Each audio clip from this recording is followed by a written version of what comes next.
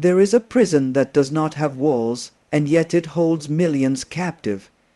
You cannot see it, you cannot touch it, but you can feel it every time you choose comfort over growth. It is built slowly, decision by decision, every time you say later. Every time you stop when things get hard, every time you convince yourself that this is enough. And over time, that quiet surrender becomes your reality. You begin to believe that the life you're living is the life you're meant for. But it isn't, it's just the life you settled for. Comfort feels safe, but it is also where dreams go to die.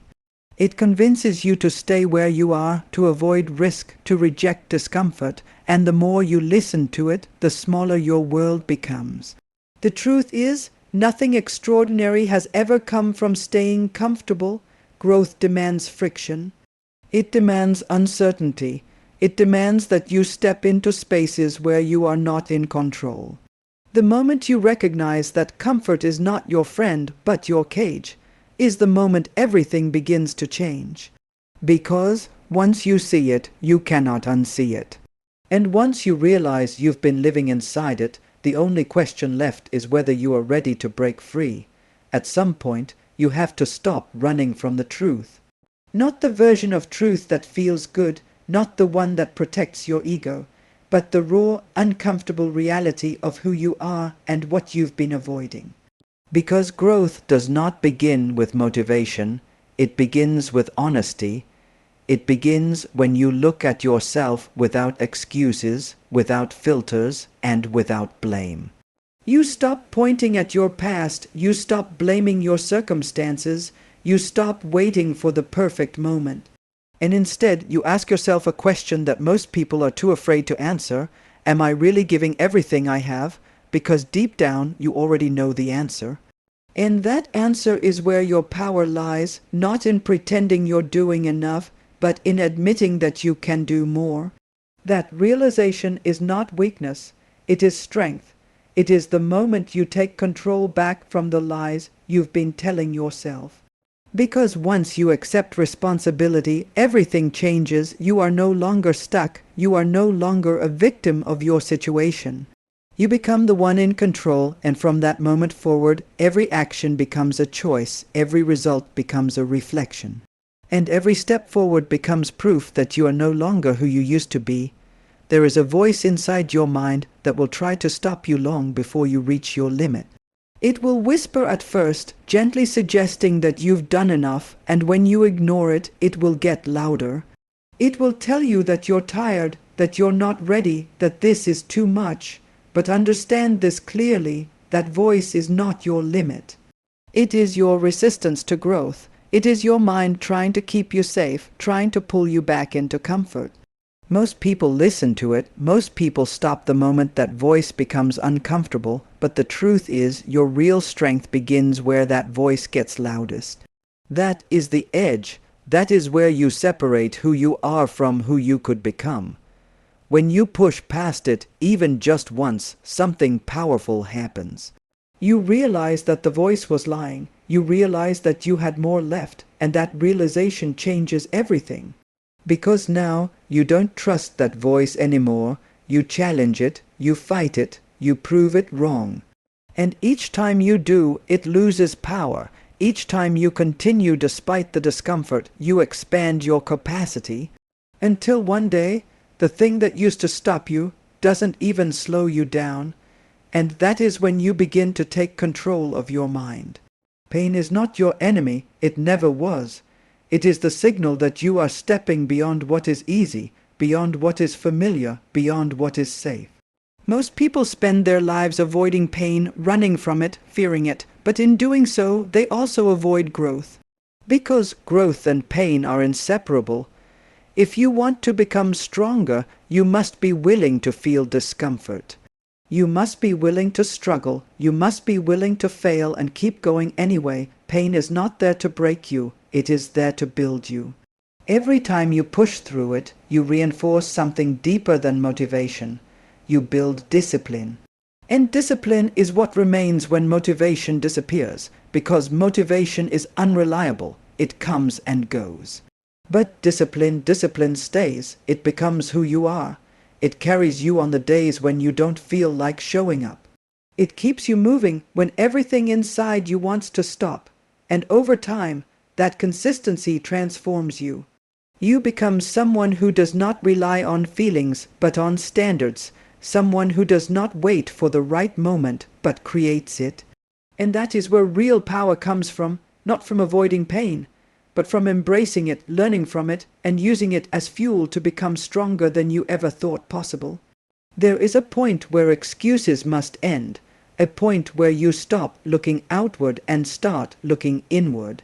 Because at the end of the day, no one else is responsible for the life you are living. Not your past, not your environment, not the obstacles in your way. You are, and that realization is not meant to weigh you down. It is meant to set you free. Because if you are responsible, then you are also in control. Ownership is not easy. It demands that you let go of blame. It demands that you accept every result as a reflection of your effort, but in that acceptance lies your power. Because when you own everything, you can change anything. You stop waiting for circumstances to improve. You become the one who improves. You stop asking for opportunities. You create them. In that shift, from passive to active, from reactive to responsible, is what separates those who stay stuck from those who move forward. Ownership transforms the way you think, the way you act, and the way you see yourself. You are no longer at the mercy of your situation. You are the architect of your future, and once you embrace that fully, there is nothing left to hold you back. Because now, every step you take is intentional, every decision is deliberate, and every result is yours to claim. At first, the change is invisible. No one notices it, no one applauds it, but inside, something is shifting. You begin to think differently. You begin to act differently. The things that once felt difficult start to feel normal. The habits that once required effort become automatic, and slowly your identity begins to evolve. You are no longer the person who avoids discomfort. You are the one who seeks it. You are no longer controlled by doubt. You are driven by proof, proof that you can endure, proof that you can grow, proof that you are capable of more, and that proof is built one action at a time, one decision at a time, one moment where you choose discipline over comfort.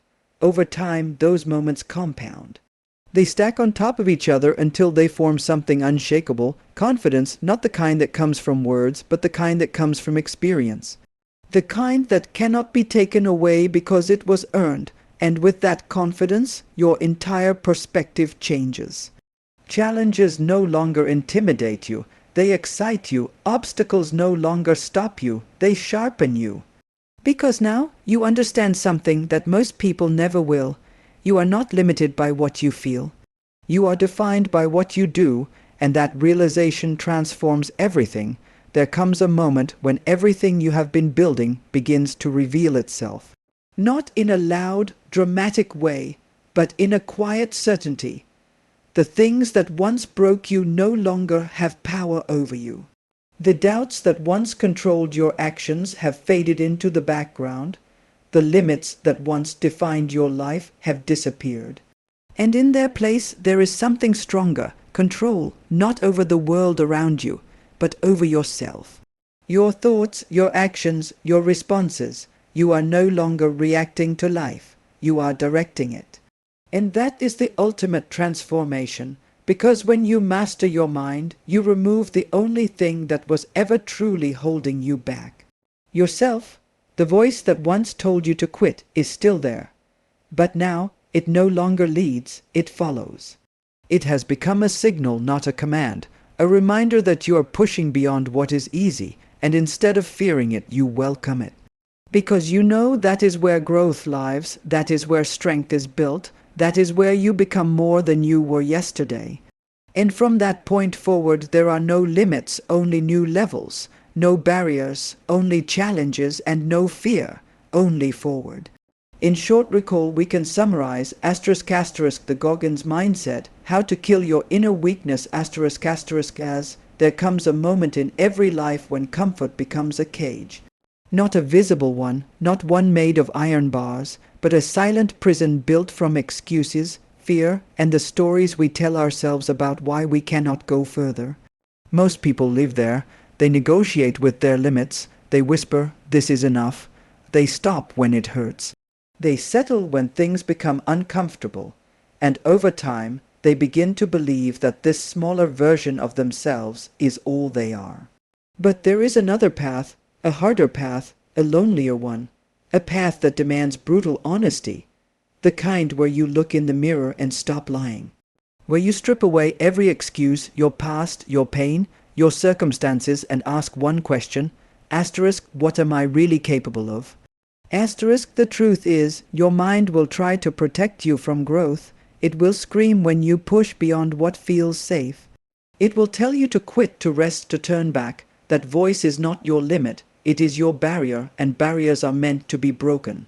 Killing your inner weakness is not about becoming someone else. It is about uncovering the strength that has always been buried beneath layers of doubt and comfort.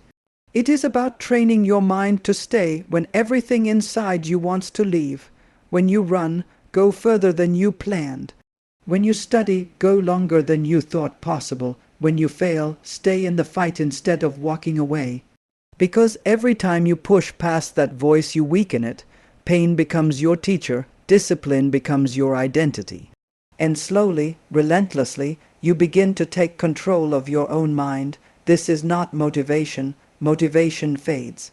This is ownership, ownership of your actions, ownership of your effort, ownership of your future. You stop waiting to feel ready.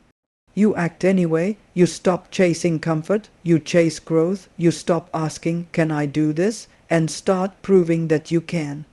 And one day, something shifts. The same things that once broke you no longer touch you. The same doubts that once controlled you go silent. The same limits that once defined you disappear because you didn't just train your body, you mastered your mind. And when that happens, there is nothing left that can hold you back. So the next time your mind tells you to quit, smile. Because now you know that's exactly where your real strength begins.